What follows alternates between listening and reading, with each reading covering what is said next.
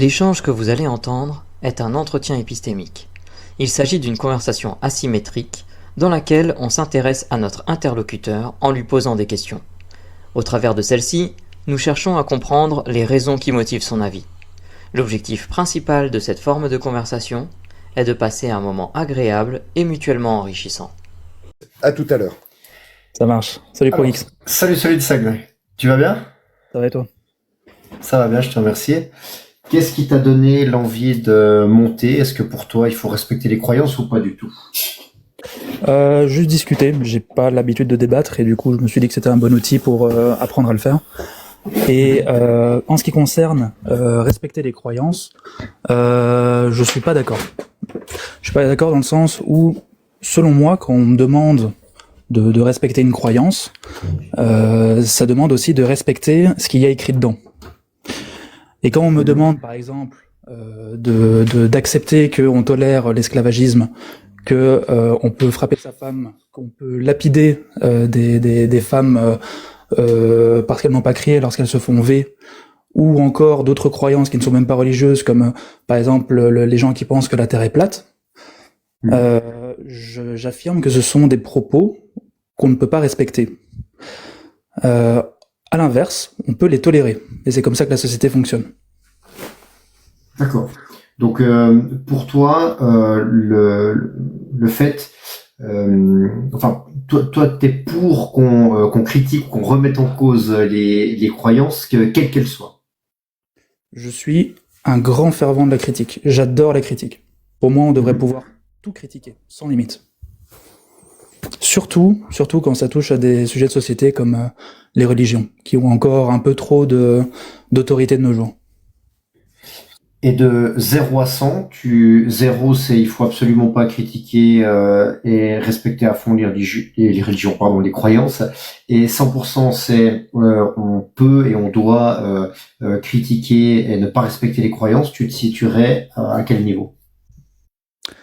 Alors c'est difficile à répondre, parce que je voudrais répondre 100%, mais je voudrais quand même mettre ça un peu en contexte, dans le sens où, quand je dis 100%, ça veut pas dire tout le temps. Ça veut pas dire sauter sur quelqu'un dès qu'il nous partage sa croyance ou qu'il nous parle de quelque chose. Je pense quand même qu'il faut une certaine approche un peu plus, sympathique, une approche un peu plus conviviale, une approche un peu plus... que le contexte s'y prête. Pour se mettre à la critique, sauf si maintenant c'est vraiment quelque chose qui a besoin d'être fait sur le moment même. Mais sinon, dans le fond, je dirais, il faut toujours critiquer les idées, si le contexte s'y prête. D'accord. Alors je vais changer le claim, l'affirmation. C'est doit-on se priver de critiquer? Ouais. Jamais. Jamais. Je vois ce que tu veux dire. Voilà, c'était ça. Ma question, c'était pas faut-il systématiquement et en tout temps, partout, critiquer les gens, mais c'est est-ce qu'il faut se censurer de critiquer une croyance à un moment donné. Et en renversant la question, ça permet de mieux sortir ton avis. Oui, c'est une bonne reformulation, ça permet d'y répondre plus simplement. Pour moi, il ne faut jamais interdire quoi que ce soit quand il s'agit de la liberté d'expression. D'accord. Comment t'en es arrivé à 100%? Qu'est-ce qui t'a convaincu? Et c'est un haut niveau de conviction. Comment t'es arrivé à ce niveau-là? Parce que je considère que afin d'approcher au maximum une vérité, parce qu'une vérité n'est jamais absolue, on ne peut pas sortir une vérité absolue, tu vois ce que je veux dire. Une vérité absolue est difficile à cerner, mais le meilleur moyen de s'en rapprocher, c'est de pouvoir parler.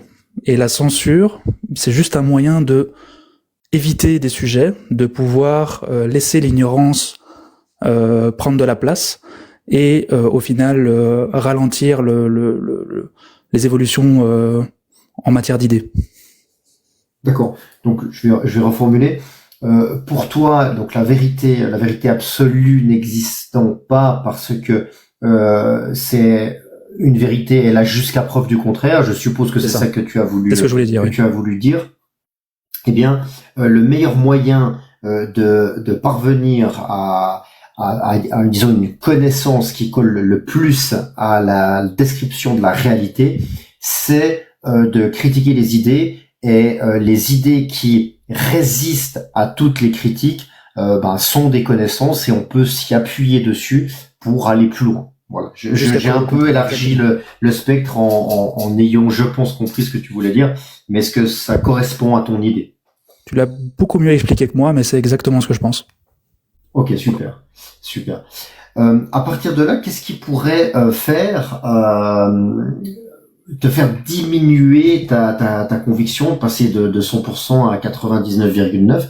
Est-ce que tu pourrais apprendre quelque chose qui ferait baisser cette confiance dans ta conviction?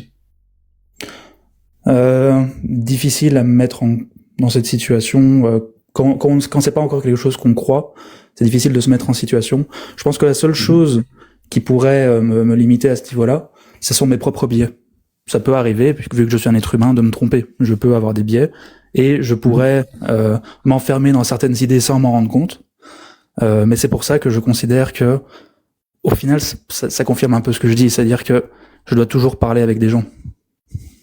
Du coup, non, j'ai du mal à m'imaginer que quelque chose puisse me faire changer d'avis par rapport à ça. D'accord. On va faire une expérience de pensée.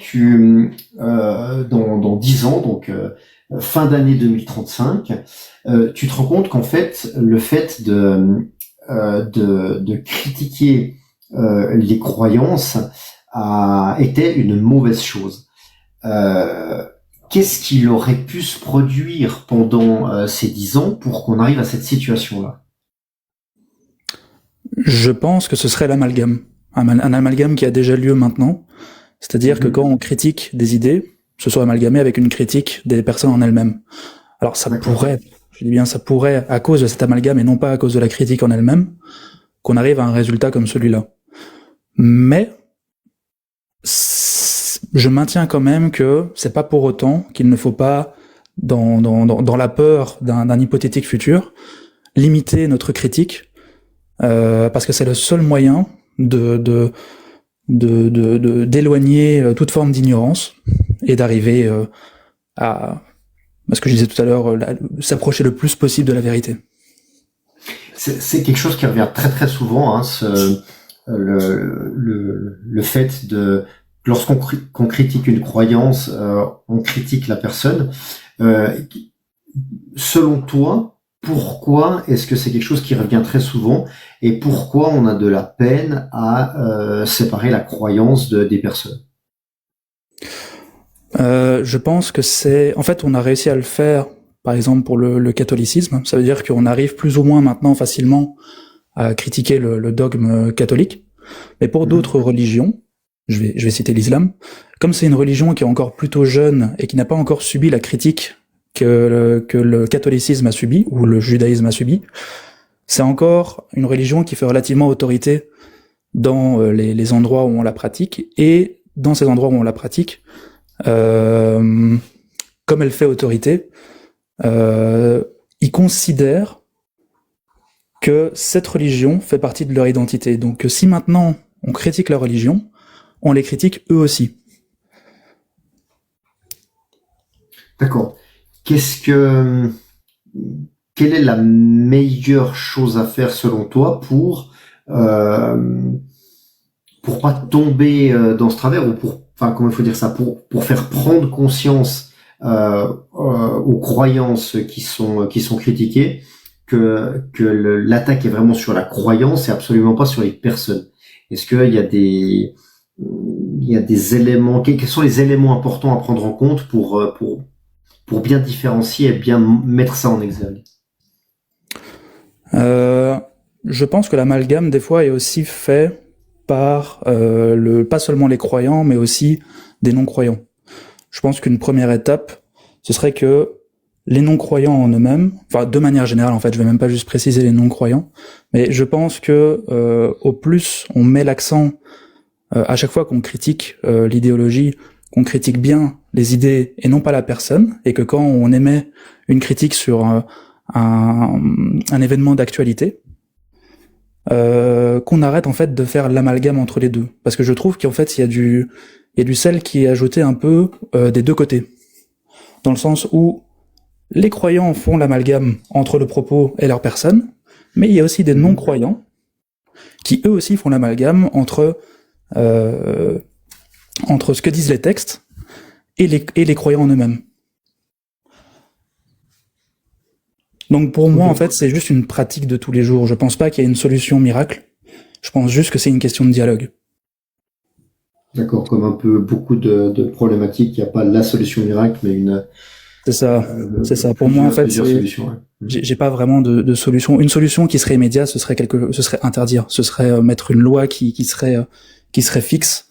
Mais je pense pas que ce soit une bonne idée. Pour moi, ce serait discuter, débattre, jusqu'à ce que on imprègne la différence entre les deux. Mais c'est un truc qui se fait tous les jours, comme on est en train de le faire aujourd'hui. D'accord.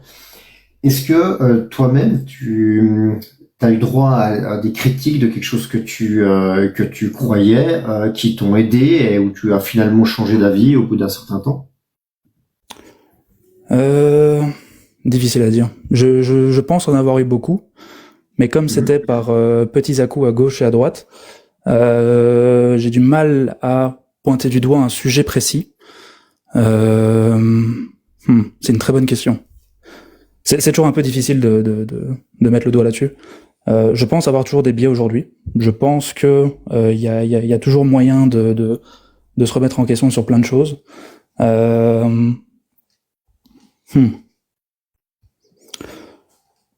Non, là tout de suite je saurais pas le dire. C'est vrai que c'est une bonne question que tu me poses, mais de mémoire c'est un peu difficile. Je suis désolé.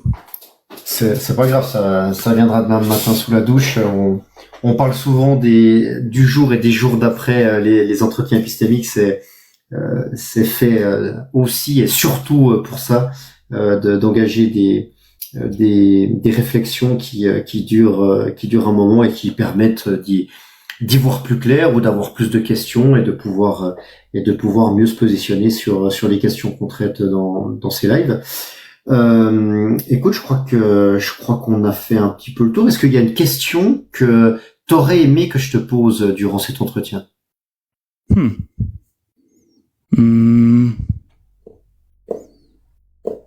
Est-ce que Dieu existe? Non, je rigole. Non, j'en ai pas vraiment. Je voulais juste participer un petit peu pour partager un peu mes idées et aussi un peu m'entraîner au débat. Et je suis ravi d'avoir pu le faire avec vous. Je trouve que l'environnement dans lequel vous faites vos débats sont très structurés et respectueux. Et ça, c'est quelque chose que je note et que j'apprécie. Et est-ce que ça s'arrête là? Je vous souhaite une très bonne soirée. Est-ce que tu sais pourquoi? Alors, attends, juste encore un petit.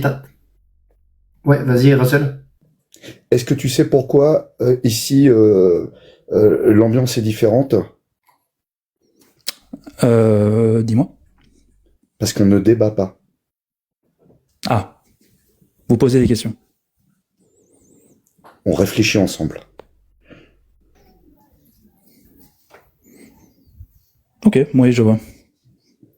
Ouais, le format est différent et effectivement, on réfléchit ensemble, on cherche à savoir pourquoi les personnes croient ce qu'elles croient et c'est comme ça que tu as vu cette ambiance apaisée et conviviale. Je vais encore te poser une toute dernière question, mais avant ça, je vais demander à Russell et à John si ils ont une question à emporter pour toi.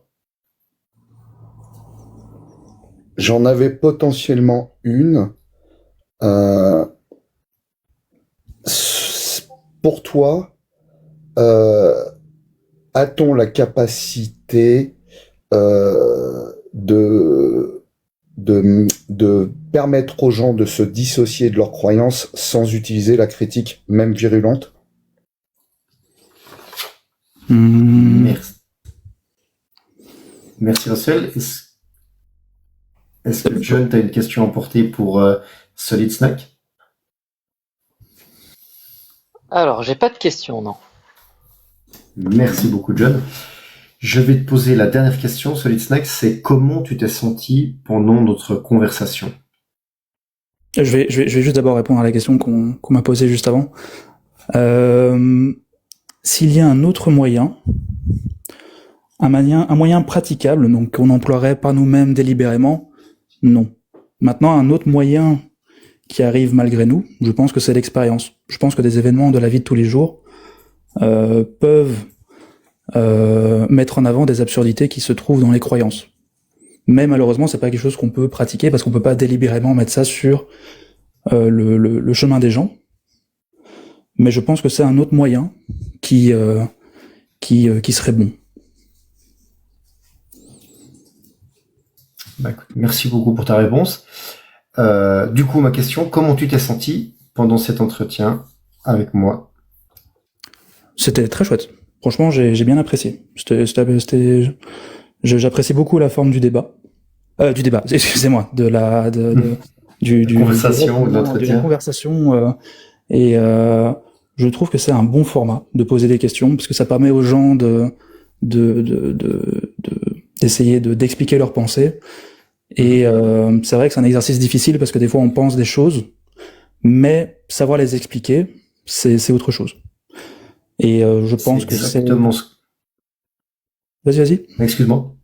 Ouais, c'est exactement ce qu'on fait ici, c'est-à-dire on va chercher à pourquoi les gens pensent ce qu'ils pensent et on se rend compte en faisant ça, et nous les premiers, que des fois on a des avis, mais c'est pas toujours évident d'arriver à les soutenir quand on va examiner le cheminement de pensée qu'on a. Et donc du coup ça permet de gagner en humilité épistémique, et donc du coup de peut-être être moins sûr de ce qu'on croit. Donc c'est vraiment le but de ces lives épistémiques. Donc je suis très content que tu aies apprécié le format. Reviens quand tu veux, ça a été un plaisir de discuter avec toi. Ça marche. Bah écoutez, je vous remercie beaucoup et bonne continuation à vous et je vous souhaite une excellente soirée.